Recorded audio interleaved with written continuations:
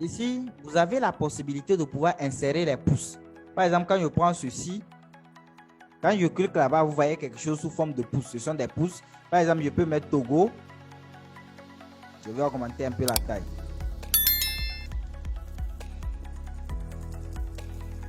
Voilà. Je prends par exemple ça, je mets Togo.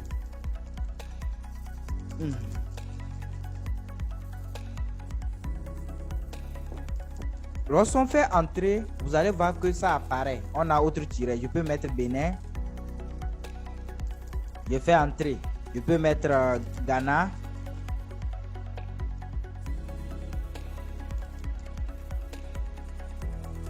Je fais entrer. Vous allez voir que les pouces apparaissent. Au fur et à mesure que vous travaillez, vous avez la possibilité de pouvoir utiliser les pouces pour pouvoir travailler. Vous aurez besoin de ça pour faire certains trucs.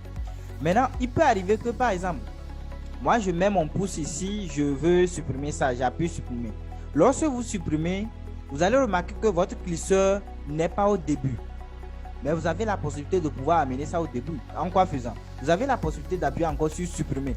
Ça va revenir. Soit vous avez la possibilité de pouvoir utiliser par exemple la règle. Je viens sur la règle, on a mis retrait à gauche.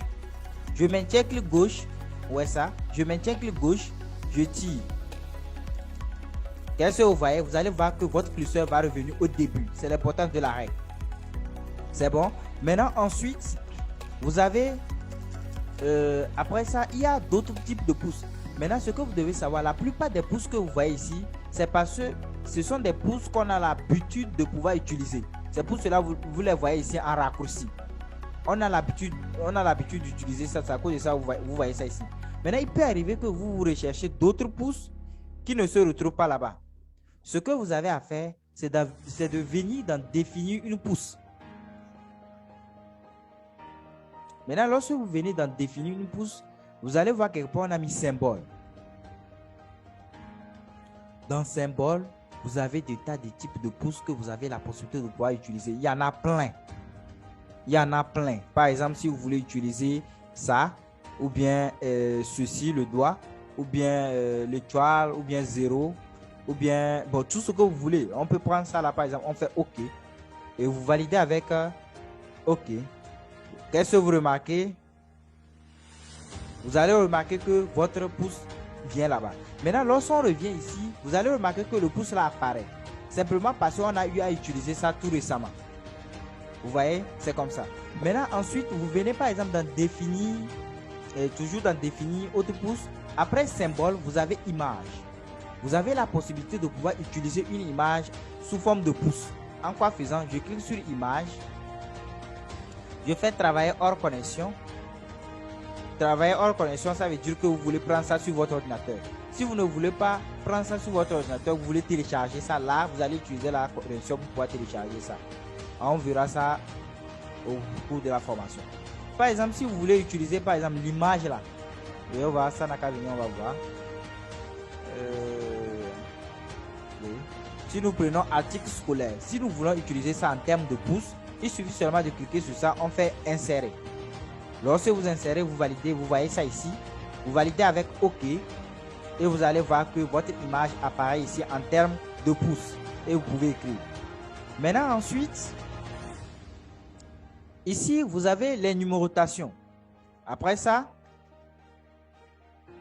vous avez les numérotations. Ici, vous avez la possibilité de pouvoir numéroter les choses. Par exemple, si vous voulez numéroter 1, 2, 3, je prends ça, j'écris par exemple Togo, je fais entrer, j'écris Bénin, je fais entrer, j'écris Ghana,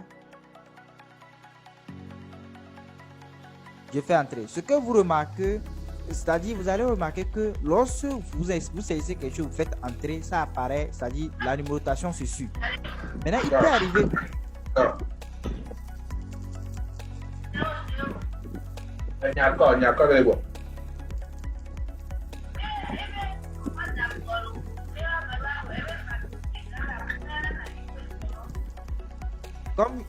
Comme je venais de vous le dire, lorsque vous numérotez, par exemple, vous voyez 4 ici. On peut continuer d'écrire. Maintenant, il peut arriver que, par exemple, après le 3, moi, je vais écrire quelque chose avant de continuer mes numérotations. Par exemple, je vais écrire quelque chose, n'importe quoi. Ou bien, maintenant, je fais entrer.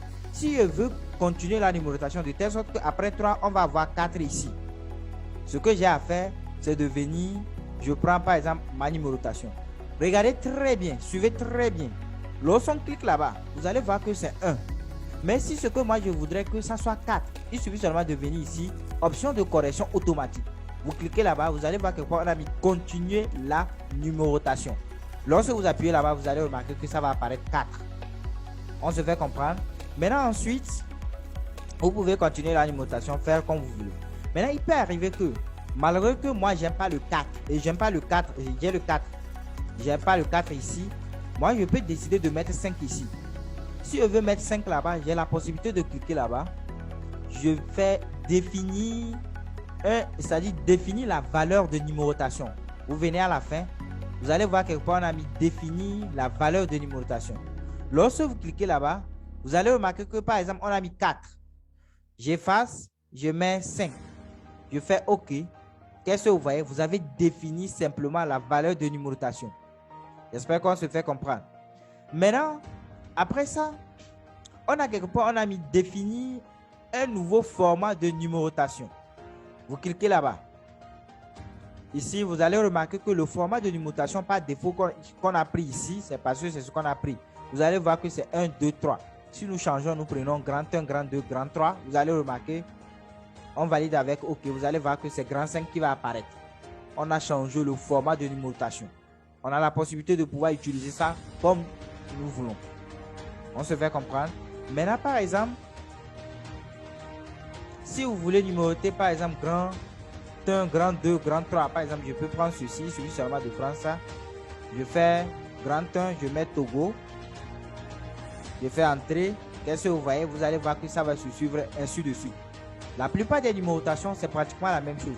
Maintenant, il peut arriver que vous recherchez autre format de numérotation qui ne se retrouve pas ici. Par exemple, si vous voulez faire premier, deuxième, troisième, quatrième. Là, dans ce cas, vous venez dans définir un nouveau format de numérotation.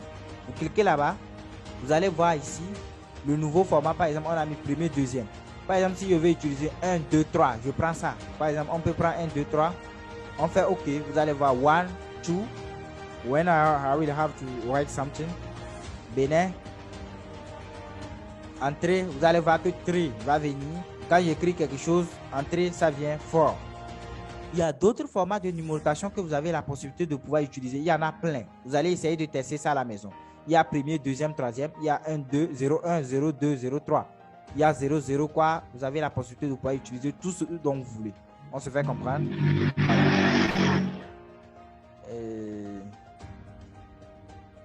Voilà. Monsieur 0KCTXY. Vous pouvez désactiver votre micro. Juste le micro. Désactivez simplement le micro pour ne pas perturber.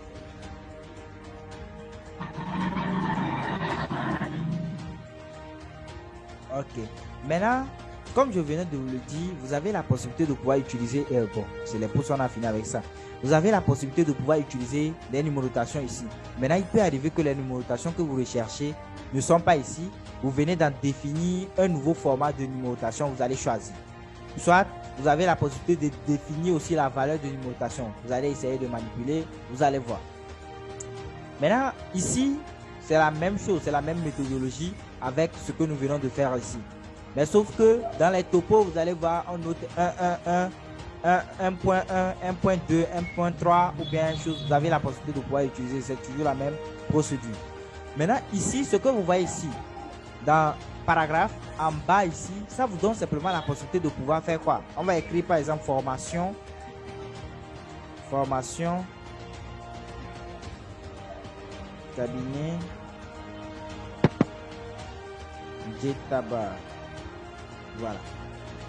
Par exemple, lorsque vous sélectionnez ça, par exemple, je tiens à vous rappeler que pour manipuler quoi que ce soit, pour manipuler les tests, pour faire quoi que ce soit, vous devez avant tout sélectionner ce que vous voulez manipuler. Par exemple, si je veux manipuler, mettre ça en gras, faire quoi que ce soit, je dois sélectionner mon texte là d'abord. Ça veut dire que si vous voulez centrer ça, ici, ça vous donne la possibilité simplement d'aligner ça à gauche. Et lorsque vous cliquez là-bas, ils vont vous écrire ce que ça fait. Ils ont mis quoi? aligné à gauche. Et le raccourci clavier, c'est CTRL plus majuscule plus G. C'est ce qu'on a mis. Ça vous donne la possibilité simplement d'aligner ça à gauche. Par exemple, ici, centré. Ça vous donne la possibilité de pouvoir mettre ça au milieu. Le raccourci clavier, c'est CTRL plus E. Lorsqu'on clique là-bas, vous allez voir que notre texte est au milieu. On se fait comprendre. Maintenant, ici, vous avez aligné à droite. Lorsque vous cliquez là-bas, vous allez voir que votre texte, votre truc sera aligné à droite. On se fait comprendre. Maintenant, justifier. Justifier va vous donner la possibilité de telle sorte que lorsque vous écrivez, par exemple, on va essayer de faire ça, vous allez voir. Voilà.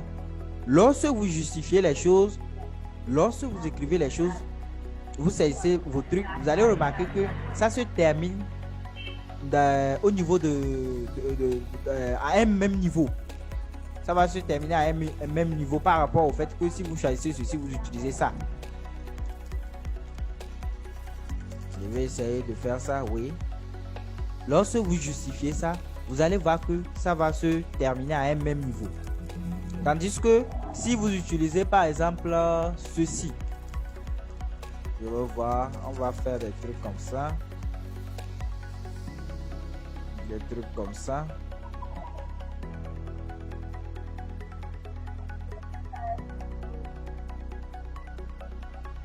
Voilà. Regardez très bien. Lorsque vous justifiez ça, les bords, ça va être à un endroit au même niveau. Ça doit s'arrêter au même niveau. Généralement, c'est ce qui est fait. Maintenant, ici, le reste, vous allez remarquer que ça ne s'arrête pas au même niveau. Par exemple, quand vous centrez, ça va simplement être juste au milieu. Si vous utilisez celui-ci, ça va être simplement à gauche. Vous voyez que ça ne se termine pas forcément au même niveau. Ça dépend du type de texte que vous utilisez pour travailler. On se fait comprendre. Maintenant, ensuite, ici, ce que vous avez, ce sont des interlignes. Ça, on les appelle les interlignes. L'interligne, c'est quoi? C'est la distance qui sépare entre les lignes. Par exemple, on va sélectionner ceci, vous allez voir. Je viens là-bas, je prends par exemple un 5. Des fois, on vous donne les travaux de TP, les travaux de mémoire, les travaux de quoi. On vous impose d'utiliser l'interligne 1,5 ou bien 1,15. Là, vous allez voir que vous avez la possibilité de pouvoir l'utiliser. Vous allez remarquer que lorsqu'on l'utilise, par exemple 3, l'interligne, la distance qui sépare entre les lignes, c'est un peu plus large. Quand on utilise 2, c'est encore plus moins. 2 et 2, 5, 2 et ainsi de suite. Et ce que vous devez savoir, c'est la distance qui sépare entre les lignes. Maintenant, ensuite, vous avez la possibilité de pouvoir supprimer l'espace après le paragraphe. Par exemple, si je sélectionnais ça, l'espace après le paragraphe, qu'est-ce que vous remarquez? Par exemple, quand je sélectionne ceci, regardez très bien. Lorsque je viens, je supprime l'espace après le paragraphe. Vous allez remarquer que lorsqu'on écrit des trucs, bon, lorsque je vais vous donner des exercices, vous allez essayer de manipuler. Lors de la correction, je vais vous montrer ça. Maintenant, ici, ça c'est le retrait. Diminuer le retrait à gauche. Par exemple, si je venais, j'utilisais ça, vous allez voir que ça va repousser ça vers la droite. Et si vous utilisez ça, ça va repousser ça vers la gauche. Mais vous avez la possibilité de pouvoir utiliser l'arrière pour faire ça. En quoi faisant? Par exemple, moi, je peux sélectionner cabinet de tabac, par exemple. Je fais ça comme ça. Je sélectionne cabinet de tabac. Je peux faire retrait à gauche. Regardez très bien. Pour pouvoir positionner ça sur ma page. Soit, je peux, monsieur, enfin, vous pouvez désactiver votre micro. Vous avez la possibilité de pouvoir repousser ça ou bien positionner ça sur votre texte en fonction de ce que vous voulez. Mais sauf que vous avez aussi la possibilité de pouvoir utiliser la règle. Lorsque je viens sur la règle, je essaie de repousser ça. Qu'est-ce que vous voyez? Vous avez la possibilité de pouvoir déplacer ça comme vous voulez. On se fait comprendre? Maintenant, ici, vous avez remplissage. Remplissage, qu'est-ce que vous voyez? Vous allez voir que ça va colorer derrière le texte. Mais à ne pas confondre avec ça. La couleur de surbrillance. Regardez très bien, c'est pas la même chose. Monsieur, nos femmes, Papou, vous pouvez désactiver votre micro s'il vous plaît avec la couleur de surbrillance, ça. À ne pas confondre avec la couleur de remplissage. La couleur de remplissage vous donne la possibilité de remplir dans quelque chose. On verra ça quand on va évoluer. Ça permet de mettre une couleur dans une mise en forme ou bien dans quelque chose. Maintenant, ensuite, vous avez ici, on va retourner en arrière, on avait déjà vu ça. Vous avez ici les choses, les bordures. Les bordures vont vous donner la possibilité de pouvoir encadrer votre texte. Quand on commence par bordure inférieure, vous allez voir qu'on a souligné en bas du texte. Quand on prend bordure supérieure, vous allez voir qu'on a souligné en haut du texte.